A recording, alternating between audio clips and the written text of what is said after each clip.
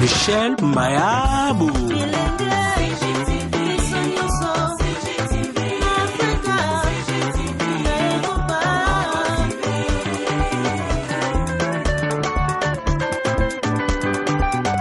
Émission ya kitoko culturel, politique, religieuse et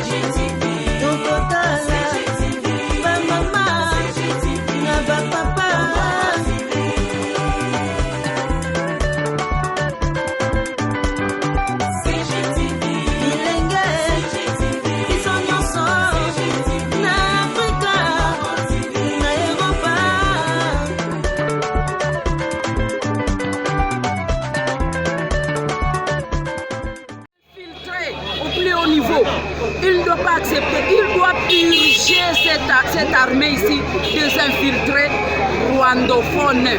Ils sont pleins là-bas. La catastrophe est salami koto makas vraiment. Donc Maya université.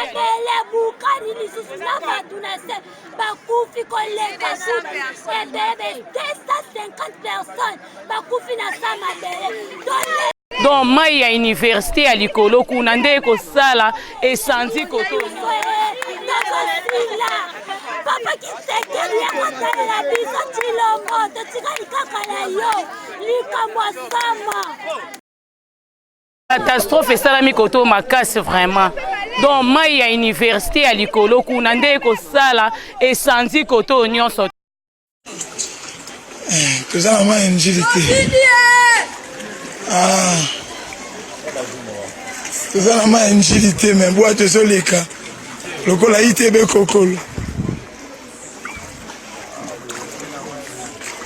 17e monde.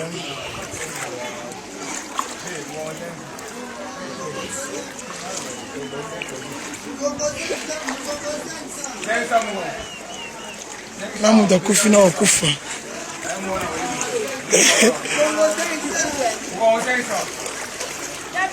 Mukoma kami 500. Bati ba okufa ni mukoma 500. Ya mtama be. Oporte kata na katikati. Nzambe na ngai. Onete tana manjili nzambe.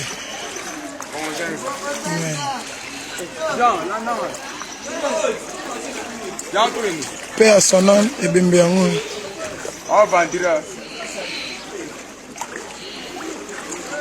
Nous avons vu ce coup de pied dans mai. Paix à son âme. Tabandaku. Nous avons limité 17e, nous avons angouelé, nous avons limité 17e rindano. Tala pena ma, tala boîte n'engezoya. On irait moto, on irait ouais mais boîte. Tala ba porte ça bandako. Du jamais vu. Non ça nganda, te obanga te. Oyo boîte wa. Et ça non moto te mais ça boîte. Honorable. Merci.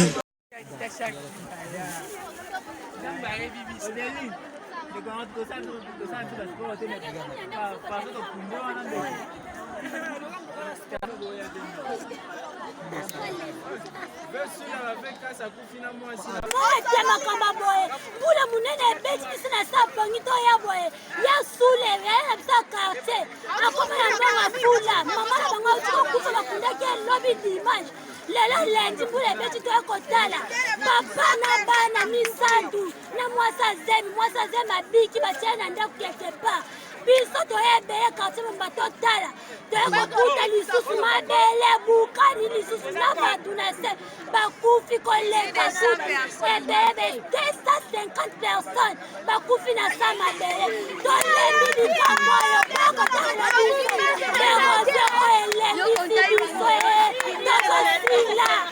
Papa qui sait que rien à la biso chilomo to tikali kakala yo likamwa sama. Chamo to so vivre que ba bu que ça qui ne va ça la carte papa. Quand elle la biso to so kufa.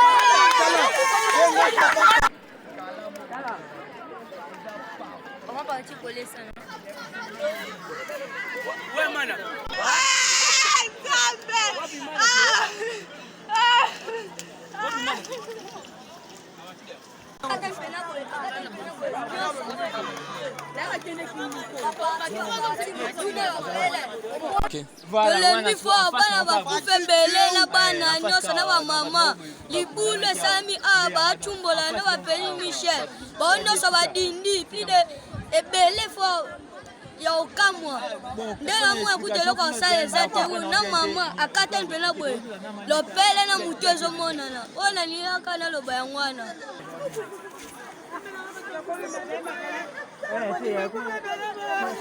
Loba pe. Ezani. Ezani mo sala na kuna bato bakufaki. Tuko tabito toke kotala bato bakufi kuna. Toke na bato kuna zaki bato batimola bato. Mabele ye efundi bango. Tabi bembelani kuna belana ba o ba innocent na ba innocent ke na ko timola. Bango na stu bakufi.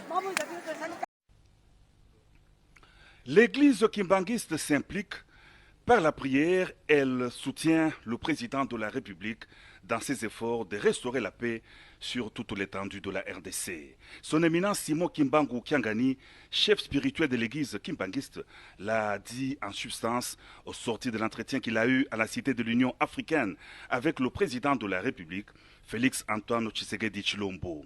Après les autres chefs d'église, nous sommes venus à notre tour faire part au chef de l'État de notre préoccupation qui est la sienne, de restaurer la paix sur l'ensemble du territoire national par la seule grâce de Dieu, a déclaré le chef spirituel de l'église kimbanguiste. Biso toyokotala ye. Moni mingi baleki siko komito na biso. Yango masolo tosololi ya bien. Manini kimia ne tuzosenga mokili mobimba. Kimia wana tokosenga ngo epai tata Nzambe. Soki Nzambe apesi biso kimia moto moyindo kosepela mingi. Eri mama na likambo ya kimia. Mabondeli totika te. Soki tokolonga na nzela ya mabondeli. Mate ezokosopa na butu moyi. Presque bapaster nyonso bandimi nyonso. La catholique, protestant, kimbanguiste, musulman, soué na biso kimia, to bon de la mingine, to bengami bandimi, Nzambe ayoke la biso mawa. Évoquant la gratuité de l'enseignement de base décidé par le président de la République, son éminence Simon Kimbangu Kiangani a souligné que la parole du chef a force de loi. Dès que nous avons appris la nouvelle, nous étions les premiers à instruire nos fidèles d'appuyer la démarche du président de la République. Simon Kimbangu Kiangani a par ailleurs remercié le chef de l'État Félix Antoine Tshisekedi Tshilombo pour l'inauguration du courant électrique en Kamba, Jérusalem, une des actions de ses premiers 100 jours.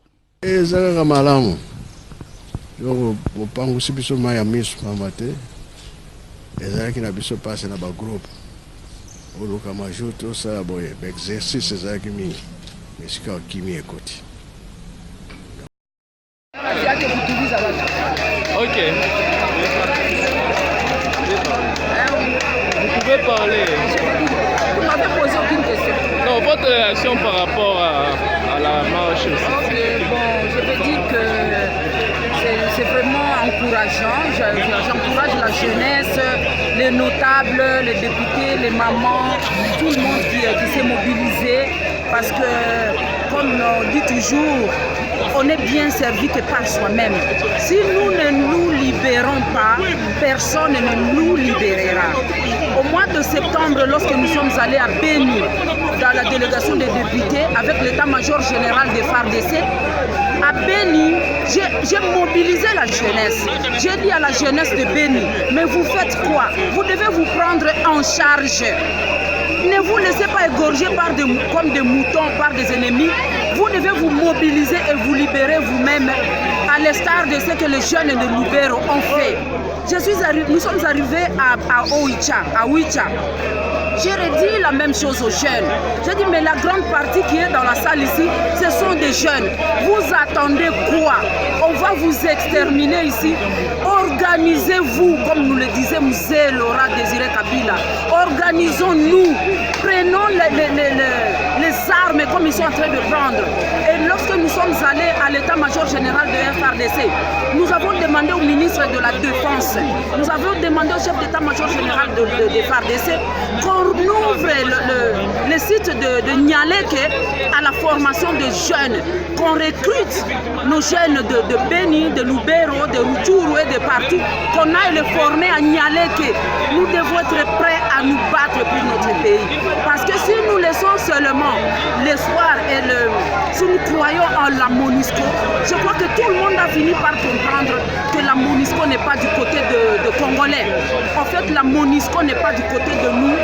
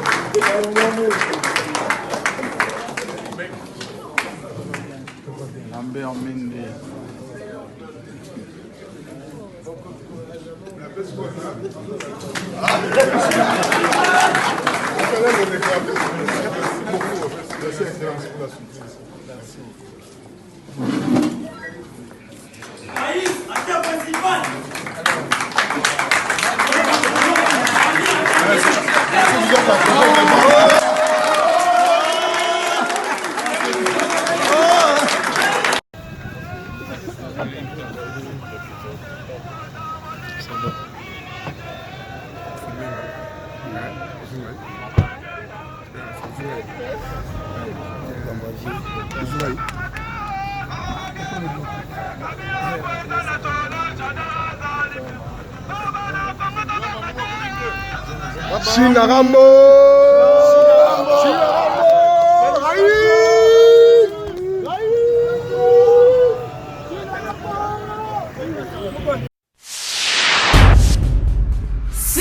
CGTV à la vitesse de la vie.